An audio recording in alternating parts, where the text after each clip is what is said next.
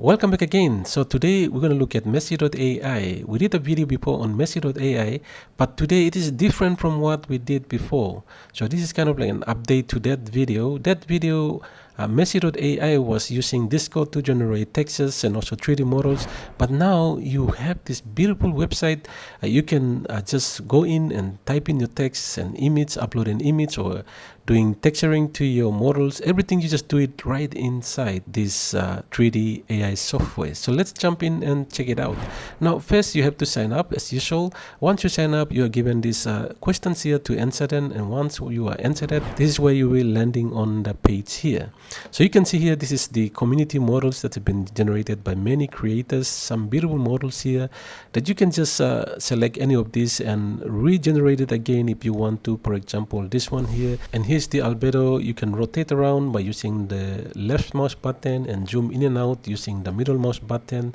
And then you have the PBR shading here, and with the PBR shading you can see the lightings and things like that you can see right here, and you can adjust the lightings to your models that we're going to look at later on. So these are things that you can do right inside here, or you can just download and upload it to your favorite 3D software so that you can be able to really do furthermore on this model here. But if not, you can just go in and generate your own. To generate, you can see you have the text to 3D, image to 3D, and then you have the texturing to apply to your 3D models. You also have the text to voxel here. So to get started, let's look at text to 3D. So let's click on this, and here it brings us here. You can see I have already generated one with this beautiful little model here for this little boy here. You can see the eyes are really nicely generated. If we zoom in more, you can see there. This is the eyes and other things that you can see here. We can do that. Here you can see this where we type in our text prompt. Now there are three options to type in the text prompt. So let's just, and you can see here, this is the first one, which you upload an image and it's extracting the information from that image right in here. That's the first example there. Second one, use the library here. The presets already being available for you to choose from. And you also have the model explorer. That means you check the other models that other creators have generated, and you can just use that to generate your own by typing in the text prompt there with this model. So these are the three options that you can do that. So first, let's gonna use the prompt library. So here in the prompt library, we're gonna use the sci-fi, we're gonna use the vintage, we use the pixel art, and Legend of Zelda. Once we have that, let's close this, and here the art style, make sure to select the realistic here, and then you have the polycounts here. The polycounts for the blue here, it means you have to subscribe so that you can be able to adjust the polycounts, but if not, you just use the fix. You can see the gray there. This one here, it's gray because that's the one they're gonna use. It's free to use. You can either change 10K or 30K, and it's already fixed there. Make sure to have the topology is quads there, and then symmetry, just leave it as auto. And if you know the seed, you can always activate this to type in the seed. If not, just leave it as it is. And this is where we generate our model from. So you can see 15 credits will be used to generate this model. So from here you can just type in some more things in, but if not, just leave it like this, and let's click on generate. So you can see our model is being generated here. So you can just click the preview here to check it out, and you can see rotate around, check which one you want to use. So make sure to check all of them. I think the first one is better, so we're gonna use that one for now. Here's another one that I have generated as well. So let's check that one to select one of these. So let's just check all of them first and then select one. Again, to zoom in on it, you can middle mouse button, and to rotate, left mouse button. So you can just rotate around to check. I think the first one here is much better than the others, so I can use this. So now I want to apply the texture. To apply the texture, simply click on the texture here, and it's gonna apply the texture to it. So let's do that.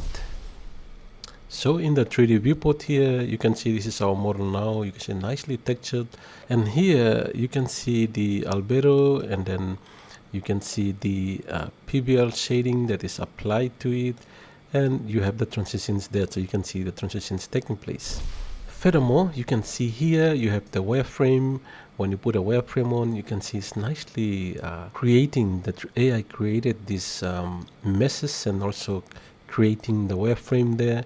You can see the material preview here, which nicely, now if you zoom in, this is something that you sometimes find it difficult when it comes to corner. You have to really take time to do it, but you can see here the topology of this mesh is nicely done, but you can see there's still some of the things that need to fix. If you bring this into any 3D software, you can always apply and make it more enhancing to become more better than what you have now. And again, this is AI, so in the future maybe a little bit much better than what we have now. So here you can see there's some of the things that you need to check out from here, like AI texturing editing. If you want to do some retexturing again to the model here, if you want to do that. You also have the smart healing here, which you have the tools. You can use the lasso tool here, you can use the pen tool here and the eraser tool here to do that. And you can just click smart healing and the AI will just heal that part up for you. And if you know what to do the animation, you can just download from here, and you can see you have different file formats here, FBX and OBJ, GLB and STL, and the blend file here. Just download this and bring this into any of your 3D software, FBX, OBJ, and then you can just start animating them. But if not, you can see right here you have this little animation icon here. You can click that and you're gonna animate this. So again, to animate your model, make sure your model should be symmetrical. You can see this good example, bad example. So it sense that this is a humanoid or human, so it's already selecting that, and then you can click next. Here you can see our model is not in line with the line here, so we're gonna do that, fix this up. You can see different options here to that. If your model is not in a nice position, you can use this to rotate from x-axis, the y-axis, and then the z-axis. So let's reset this again. And we can offset this because this is the center line, the symmetrical line here. So we need to offset that. So just click and bring it until our model is right in the center like that. And the height is okay. And now let's click next. Make sure your height should be the dummy here. You can see the dummy line here. Make sure it should be something that. If not, then you can adjust it up and down like that to match your model. And now let's click next. And the next part here is where we place the markers to be animated. Now make sure you see the keys here. Make sure to follow this. For example, chin is the blue one. So it's placed on right there on the chin. You can see this. And then you have the yellow here, which is the shoulder. And it's placing nicely on the shoulder. And then you have the elbows, which is the green here. So we have to nicely place that right where the elbow is. Something like that. And then you have the wrist, which is the purple or pink here. So let's just bring this one into the wrist, something like that. And then you have the knees, which is already there. It's nicely placed on the knees, something like that. And then you have the ankles, which is already placed on the ankles there. So once you align this nicely, then you can click next. Now the thing is, you can see the sword here just breaking through. I think it's not a good animation there. You can always download and bring it into your 3D software, and you can use the pomade there, so you can animate it right inside any 3D software that you want to. Okay, so there we go. This is a great 3D AI software that you can just generate any models right inside this 3D AI, the meshy.ai. Thank you again for watching. If you haven't subscribed, please do that. It's a big support to us to continue creating more videos. Thank you again for watching.